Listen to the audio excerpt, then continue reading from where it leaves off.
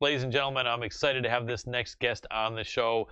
From what I hear from a few people, she's one of the really nice people in our fight game, and personable, charismatic, and an amazing warrior, fighting in the atomweight division for Invicta as well as Rizin, with a big fight coming up in Rizin. We are talking about the damsel herself, Lindsey Vanzandt. Welcome to the show, Lindsey. Hey, thanks for having me. You're very welcome. Very happy to talk to you. And so let's jump on in it by announcing when your Rizin fight is. I believe it's like a New Year's Eve fight, which is always super exciting. But tell us the where, the when, and your opponent, and what your thoughts are about this matchup and your experience fighting in Japan. I am fighting Rina Kabuta. It'll be a rematch, so I've seen her before. And it'll be in Tokyo on December 31st, which will be in the United States the 30th, like at 1 o'clock in the morning. So right. Get your sleep, guys. Get ready. I am excited to fight her again. I've never had a rematch with any girl before, so that's exciting. I also never traveled overseas to fight, so another exciting thing to experience. And, I already know how I can beat her, so, I could do that again, or I could change it up, So I'm just excited to have this experience and to get back over there and see Japan and just have a good time. Start the New Year off right. I love it. Do it, do it New York style in Japan. And I imagine that you're okay with sushi, right? Because there's going to be the best sushi you probably have ever had over there, right? I love sushi. Love it. So excited. That's very cool. Now, let me ask you, you're not worried about weight. I've seen several of your interviews, and atom weight is where you are right now. There's no question. Perhaps when you get older, that might change if there are more opportunities in straw weight. But as of right now, you're an average size atom weight. You're not a big atom weight, and you can eat whatever you want and still be an atom weight. However, when you're going to a different country, how does it work? Obviously, like if you're there a week in advance or a few days in advance, you're not going to say, let me try all this unusual stuff that I've never eaten before, right? And just live dangerous. You can't do that. But what can you do? Do you have someone that will tell you, look, I'm watching them make this sushi, or we're just going to literally go and make sure that this is one of the best restaurants in the city, so you're not going to get sick to your stomach? Or do you really have to say, I'm not going to eat any of the great sushi or anything that I haven't eaten at restaurants until after the fight? Yeah, I should definitely be a little careful. I don't want to get food poisoning or something. But so I'll probably stay with the cooked sushi maybe. But I won't have any fried food.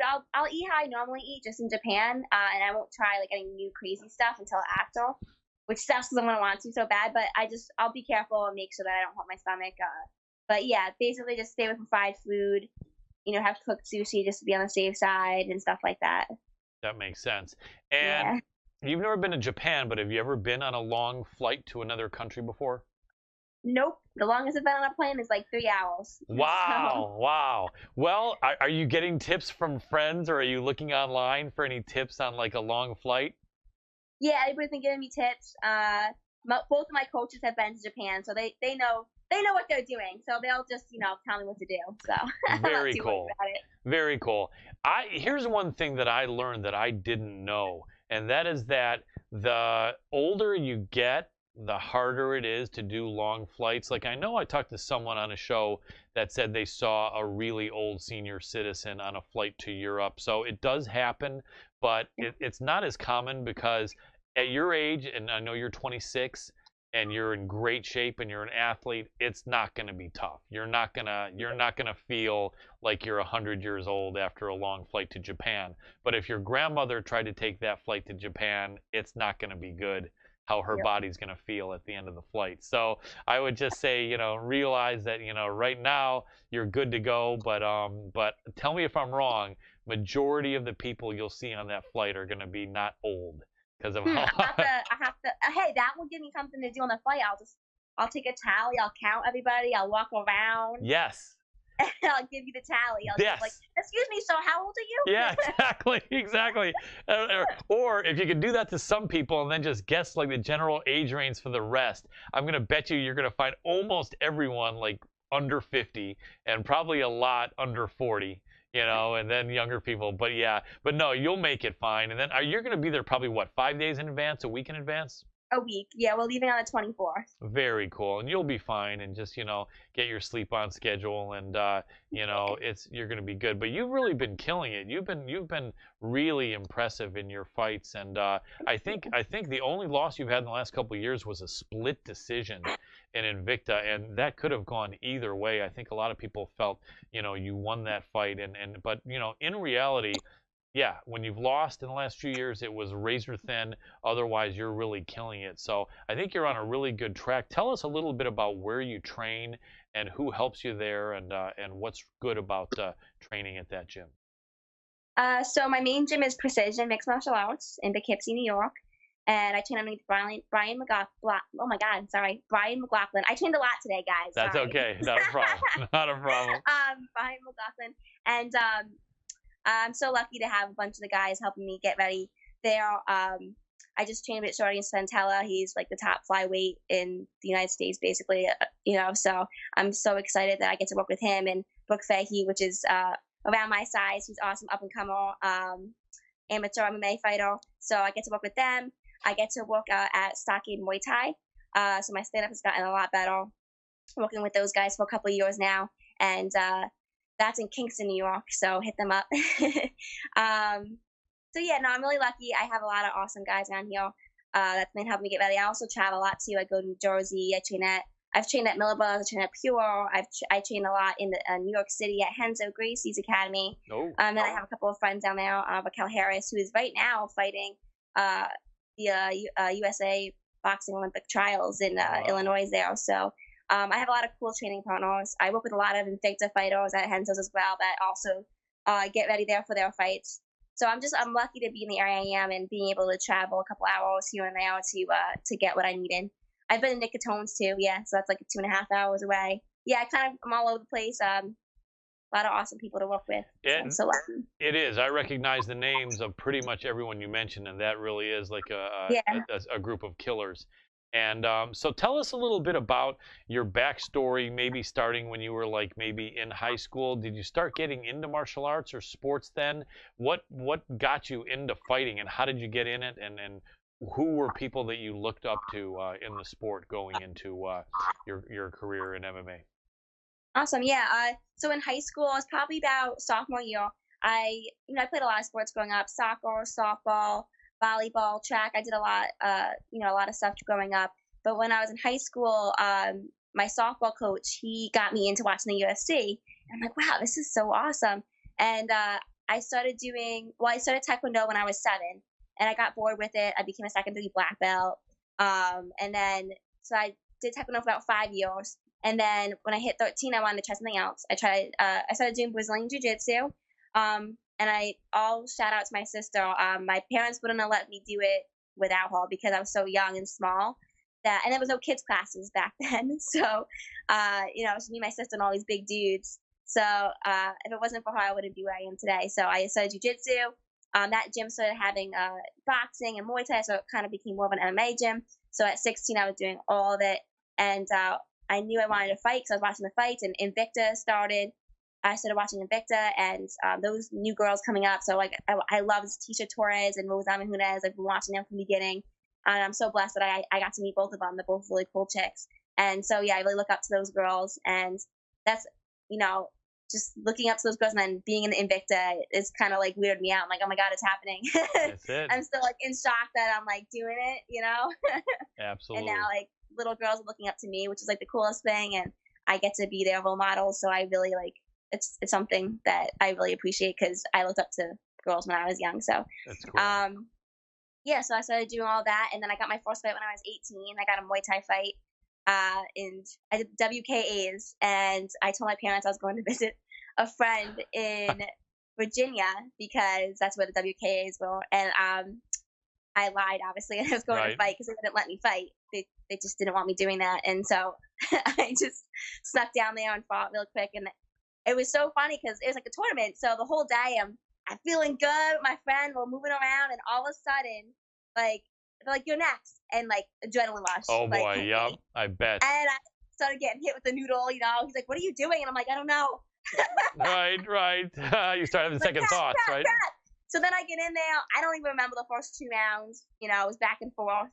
And then the third round, he put ice on my friend, actually, Owen Rivera. He's actually going for the title. Shout out to him. Bantamweight in Titan FC, I think, in Florida. So shout out to him because we're both killing it. But he put ice on my back and it woke me up. And I was like, oh my God, I'm fighting. And so then in the third round, I got in there and I started seeing things. I started like seeing what I normally see in practice, you know, and I saw the girl start dropping her left hand.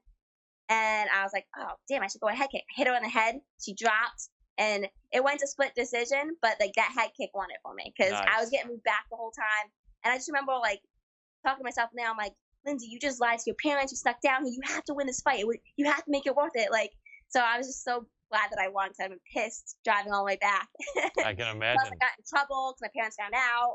Of course, you know, couldn't keep up the lies. And by the way, I was a really good kid other than lying about the training thing. I was a really good I kid. believe it. I believe it. But other than fighting, I wanted to do it so bad that I lied about it. But here I am. So Yes. they're proud of me now.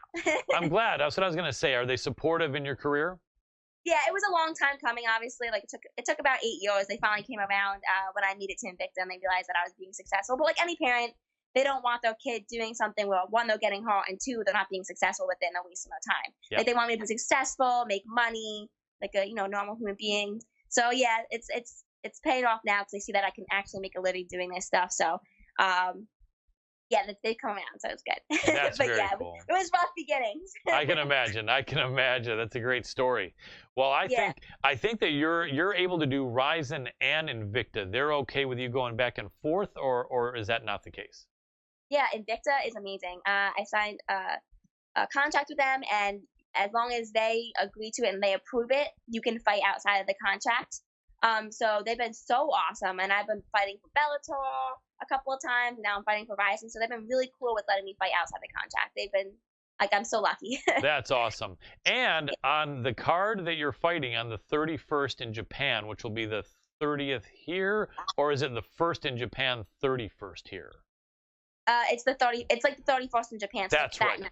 That's right. And it's like 18 hours difference, right? So it's going to be wee hours in the morning here. So on that, in the same night, there's going to be, I believe, a title fight in your division, right? Isn't the headliner Hamazaki versus Syohei Ham, I think, or something like that? Yeah, basically the two top atom weights of the world. So it's so cool. Yeah, because wouldn't it be great after you win that fight? And then whoever wins that fight, if they were to mention your name and say, Lindsey Vanzandt, get out here, would that be awesome? I bet you're hoping for that. I can tell. That'd be sick. I was telling people, I was like, because like everybody always makes fun of me because I've never called anybody out before. They're like, Lindsey, you gotta start calling people out. You gotta start, getting your name out there and like getting me and calling people out. And I'm like, I don't know if I can do that. I was like, well, if I win decisively that night and I have like a really good performance and I finished Humana again, then maybe I'll have the confidence and be like, yo, I want the winner of tonight, atom weight fight. Yes. I would love to see that. I would love to see them talk to you and you say there's a big fight coming up here in about an hour or two.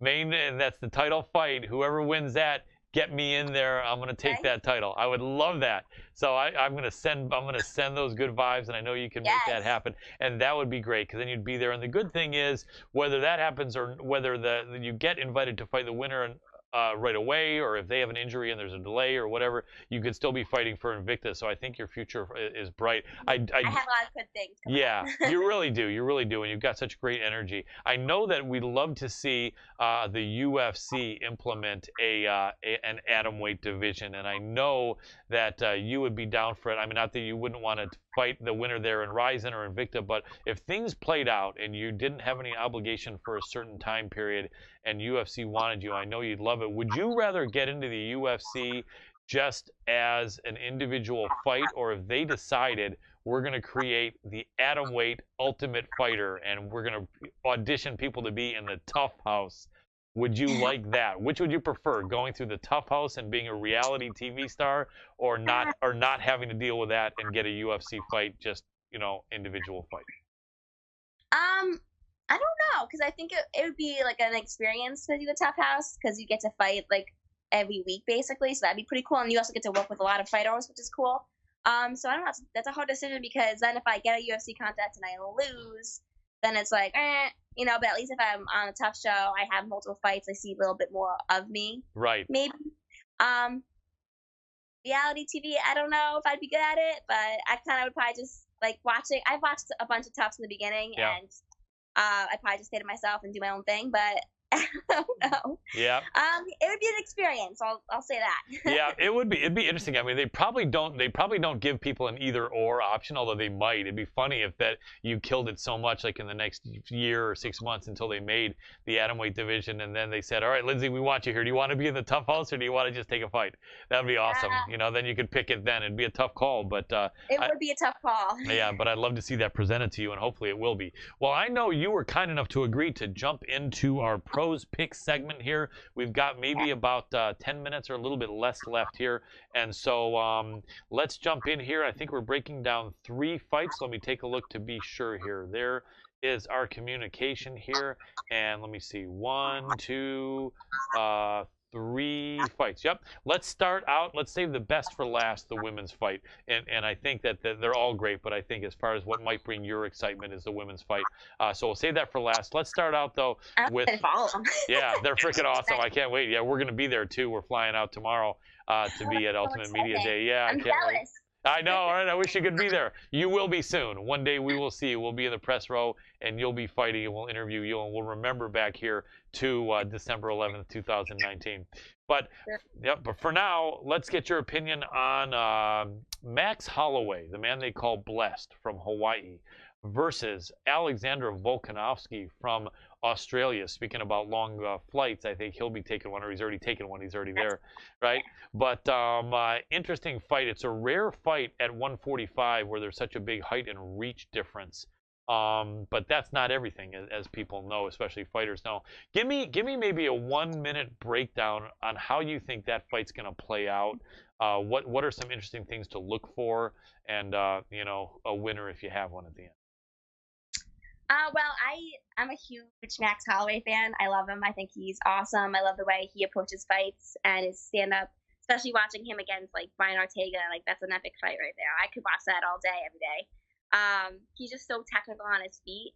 And then his last fight with Frankie Edgar, his stand-up is just like, and Frankie has amazing stand-up too. And I love Frankie Edgar too. I actually loved him before I loved Max Holloway. Yep. So that was a really tough fight for me to watch. Like, I didn't know, like, I kind of wanted Frankie win because he's awesome and I've met him and he's a really nice dude. Right. And but then if I met Max Holloway too, then I'd be like, oh my god, I don't know.